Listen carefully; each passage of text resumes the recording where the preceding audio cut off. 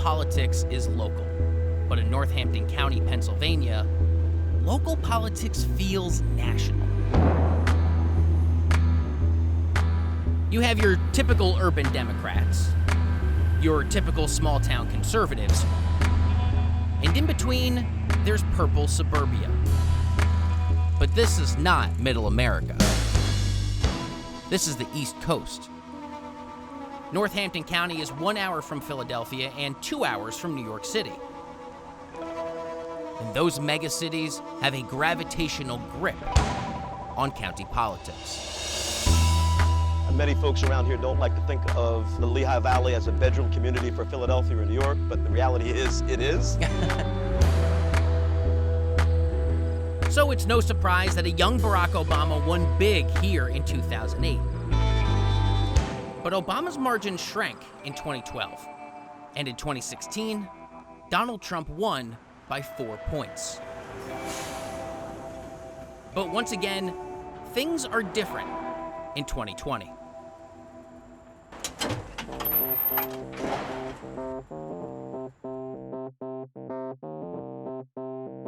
Today is a first for me. Hopefully with my guest and guide, Kevin Martin, I'll break some clays. This is the first time that you've actually done something like this. Something like this, yeah, for sure, man. Not even close. Kevin's brought me to Lehigh Valley Sporting Place. It's like a golf course, but with shotguns instead of golf clubs. Nice. It's a Second Amendment enclave just over the Northampton County line. And they've maintained business during the pandemic? Yeah, absolutely. You know, just because there's a pandemic doesn't mean our Second Amendment rights stop. Drops fast. Gotta jump. Snooze, you lose out here, man. Yeah. Kevin is conservative and voted for Donald Trump in 2016. 4 years earlier, he voted for Barack Obama. What made you vote the way that you did? I was apolitical in 2012 until 2015 when this man named Donald Trump arrived on the scene, and his kids, Eric and Don Jr., some avid hunters, and I was like, how cool would it be to go out and shoot with the president's son sometime? So you like that the administration has champions that represent the things that you like to do? Yes, I love that. Nice break! Send him home. First gun when I was 12. Yeah, really? Yeah. Second Amendment supporters like Kevin put Donald Trump in office in 2016. But in 2020, there's another issue he's now considering. Black Lives Matter, and the Trump administration's failure to even affirm those words. I think in 2016, a lot of people voted for him based on what a Trump administration could look like for African American people. Now it's a reality, regardless of who you want to blame, who you don't want to blame, all of this racial injustice stuff is under Donald Trump's watch. So I think the black community is stepping up and saying, so this is what a Donald Trump presidency is all about. I get it. Hey, at least I know now. Is there something more that you need to see this president, that you need to see Donald Trump and the Trump-Pence ticket do to speak to something that up until now has not been answered for? This Trump-Pence ticket has to address racial injustice, but I think the president is afraid because when he says something good, the backlash is horrific. From people in his base. Screw you, Trump. You're breaking to the Democrats. The Democrats are getting a hold of you. This isn't what I voted for. He has such opportunities, it's not being taken. Do you feel like the GOP as a whole is failing when it pertains to that conversation? We've heard that from Senator Tim Scott before. He's looked around and basically the rest of his party and said, we are dangerously out of step. It's just, we're so out of step. Look at Ahmaud Arbery. I mean, the guy's jogging. You know, people gun him down, and there were people, surrogates of the president, that were saying, he wasn't a jogger, he was a bad guy. He was a bad guy, he was a thug. Talk to me about your own personal voting trajectory here for 2020. When do you think you'll be making up your mind? What are those biggest factors? Again, I care strongly about the Second Amendment, but remember, I also care about people who look like me, about black and brown people and immigrant people, and I care about getting justice for Rayshard Brooks, Breonna Taylor, George Floyd. So those are the issues that I'm going to be taking to the ballot box. And I can't wait to cast my vote. Kevin is the quintessential pivot voter whose politics is indefinable in the best of ways. Oh.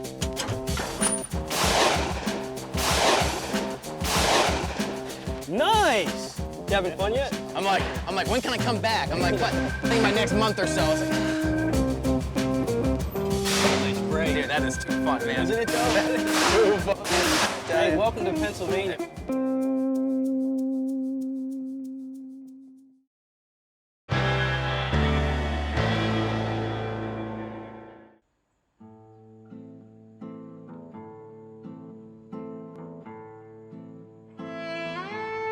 Northampton is a county of towns and small cities just across the Delaware River from my home state of New Jersey. At the southern edge is the Democratic-leaning city of Bethlehem. Outside the city is expanding suburban territory filled with families who work all over the region. 30 minutes further is the Slate Belt. It's a conservative stronghold where Trump flags fly. President Trump, in my opinion, is in the fight of his life to make and keep America great. I'm on Bethlehem's south side with Dean Browning. He's a former congressional candidate for the Pennsylvania's 7th Republican ticket. He's run for the ticket twice, and he's lost twice. But both races had slim margins. So while Dean doesn't represent all Lehigh Valley Republicans, he does have a large contingent of supporters. The other side, they believe that we are top to bottom with systemic racism, that we have an economic system that is inherently unfair, and that we're imperialistic when it comes to the world. Do you disagree with those things? Yes, I do, absolutely. That's what the other side believes.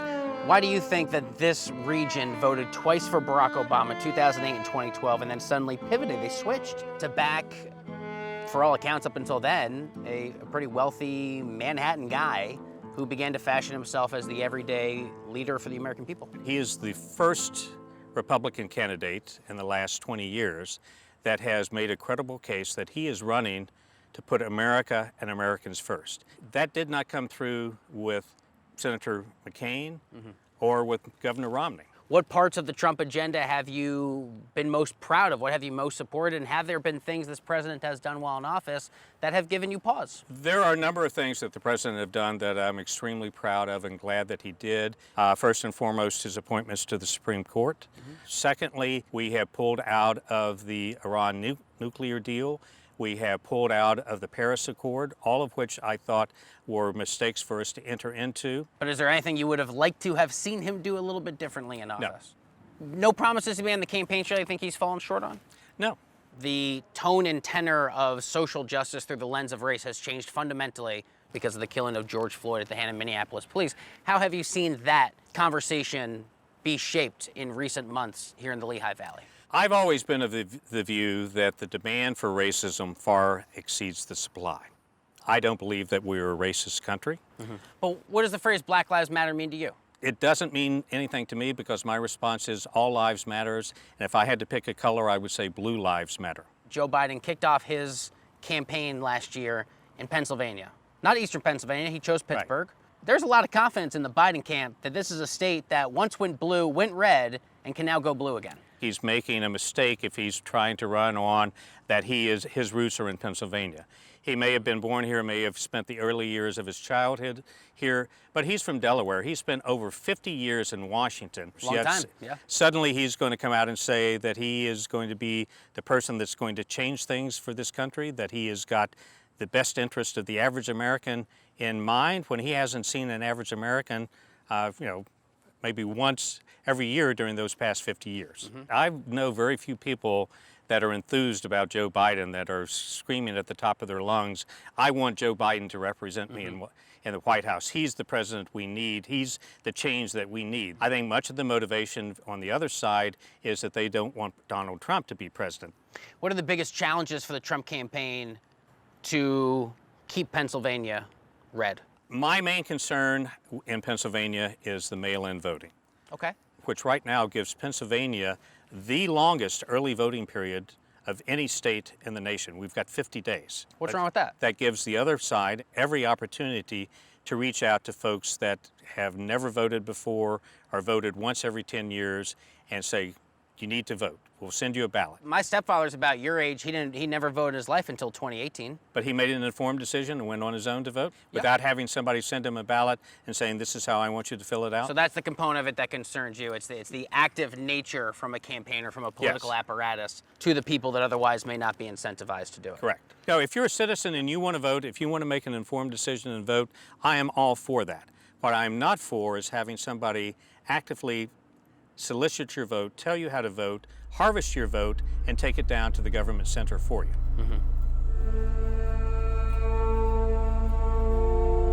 When Donald Trump said, "Make America Great Again," he was speaking directly to places like this. Bethlehem Steel's flagship mill hasn't produced steel for 30 years. But at the height of its powers, this mill and others like it made the company America's second largest producer.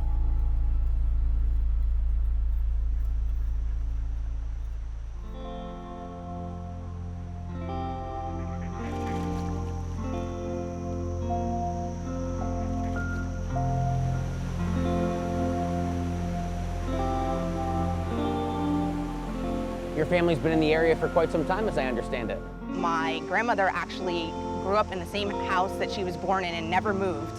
She's from the South Side, and for decades, the steel mill really dictated what this town was about.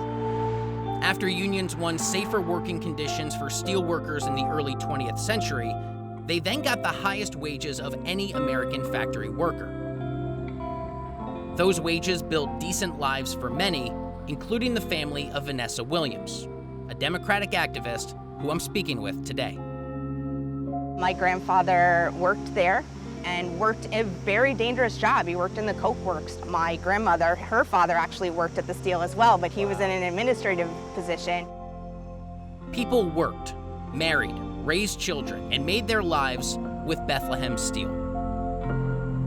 As the century wore on, a mix of foreign competition, bloated management structures, and barriers to modernization all had roles in the decline. The mill poured its final cast in 1995.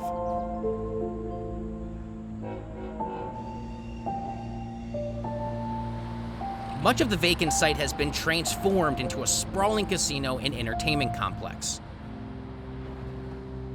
What remains of rust and memories could be spun all too easily into a tale of political spite.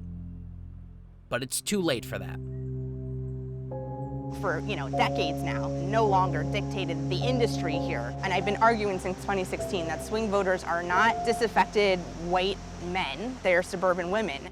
In 2016, they voted with their husband, which blew me back, to be honest, even in 2016, that is a thing that is happening, but it happened.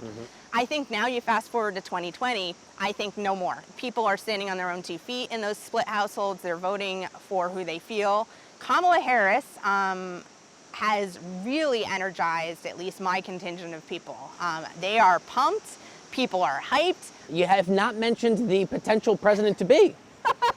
Is there just more enthusiasm in this rare cycle for the vice presidential pick than for the president? And how do you think Joe Biden is resonating? I think everybody finds him in general acceptable, other than very far left progressive types. But the way I always vote, and this is no exception to the cycle, is I vote for the team. And so when I think about voting for Joe Biden, I think about voting for that Avengers team I saw in that primary stage. So you're voting for the Avengers. Even if he's not the most exciting Avenger, he's kind of like the Hawkeye of the Avengers. We're like, you're technically an Avenger, but you're not really the most exciting Avenger. Exactly. Yes, that's absolutely fair. What will be the biggest or among the biggest contributing factors that lead people to vote in 2020? First of all, anti-Trump. No one likes Trump. He seems to be fixated on race and terrorization of suburbia. Anyone can look outside their window and say that that's not happening.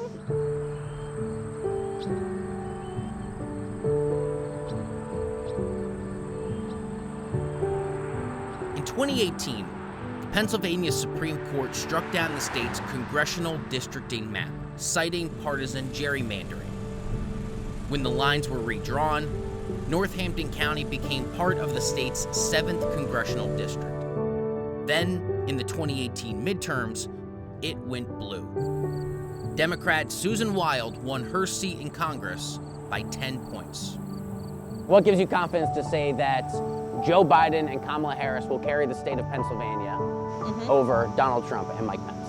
That infrastructure of the swing election that happened in 2018, right? And so all those people are still there, and overwhelmingly most of those people are still very popular. Now we look at the Black Lives Matter movement, and people understand how representation really matters, and that is a huge shift. Because I mean, when I started saying Black Lives Matter 6 years ago, I ruffled a lot of white friends' feathers about it. And now I have people who I would consider not political saying it.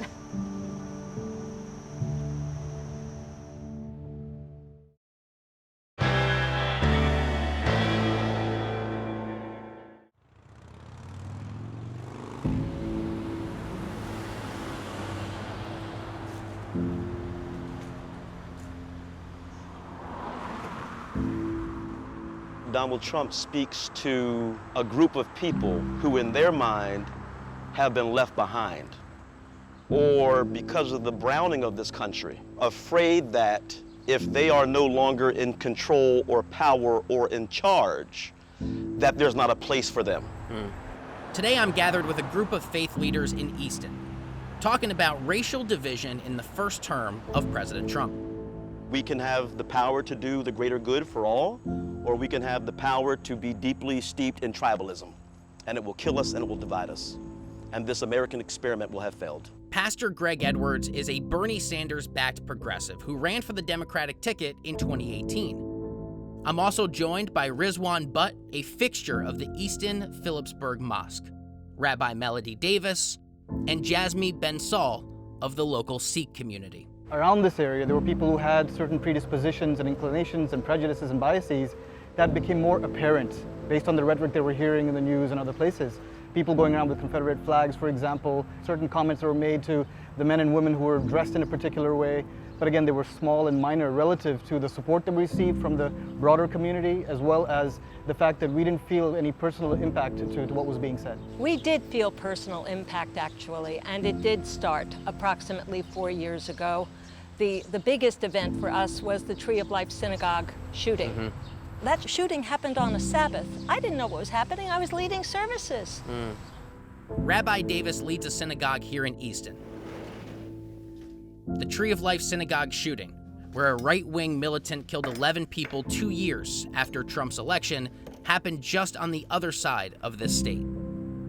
I am not attributing directly to anybody. However, I think there is a certain untoward freedom that certain people have kept under wraps until now, and now feel it's perfectly fine to say anything I want because that's the truth. They feel emboldened. Or do anything I do, exactly. So we have had to increase security because we have to be suspicious. I hate being suspicious. That's not why I became a rabbi.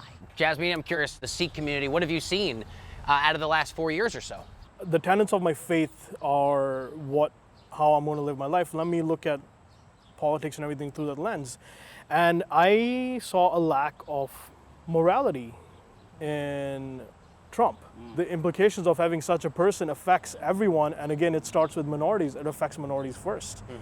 Nobody's perfect, but his imperfections are far greater than anything else. And that, much like the pastor said, it's going to destroy the fabric of this country. And I really hope people wake up and see that he is just a toxic individual. There's a reason that Northampton County voted twice for Barack Obama and then pivoted to vote for Donald Trump. Why do you think that this area of the Lehigh Valley, eastern Pennsylvania, decided to go in a fundamentally different direction in 2016? His presidency is a backlash to 8 years of a black man and a black family being in the White House. Yep. And so he spoke to, specifically, but not only, white folk who have been feeling for quite some time that the reason we are in the shape we are in are because of black folk getting free stuff and brown folk coming here illegally. So let's build a wall, not a bridge. What are your thoughts with regards to your own communities in the greater Lehigh Valley, with regards to the Democratic Party, Joe Biden, California Senator Kamala Harris as his running mate? I give 2 political sermons a year. They're one-word sermons, one in May, one in November. Vote. Vote. A number of our one-issue voters, the issue is Israel. And that's enough. Anything else he does, anything else he says, Doesn't matter as long as he's good for Israel. You have a current president running for re-election. He says, I am the ultimate champion to that community. Do you feel that being received by members of your community?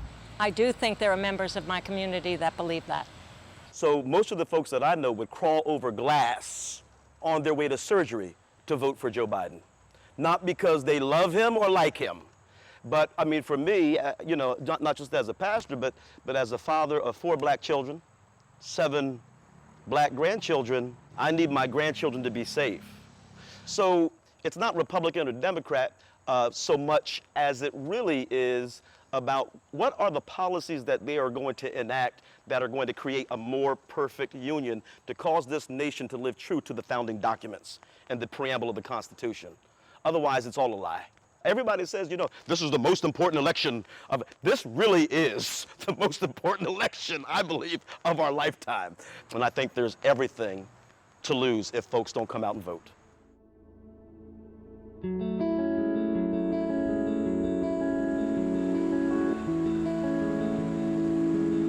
While the skeleton of Bethlehem Steel still stands at the Lehigh River, its former glory is now a fading memory in the minds of Northampton County voters. What they see now is still a testament to the beauty of the past. It's a past that defines many of their personal histories, but it's also a past that's too far away to define their politics. What matters to voters here now is what matters all across America. Things like family, security, and a chance at a brighter future. For Democrats, security means safety and economic stability amid the COVID-19 pandemic. It also means security for Black lives as racial injustice protests rage across the country. The president's supporters often focus on a different America, one where security comes with the phrase law and order, and terms like Black Lives Matter are simply liberal talking points. In 2016, pivot voters jumped on the phrase, "Make America Great Again." But in 2020, they will ask themselves, has that happened? The country is mired in racial injustice. The COVID-19 pandemic has plunged the country into its worst economic conditions since the Great Depression of the 1930s. Those national issues will largely define this November's election here in Northampton County. But it won't be decided in the city or the small towns, but in the middle, once again, in Northampton County's suburbs.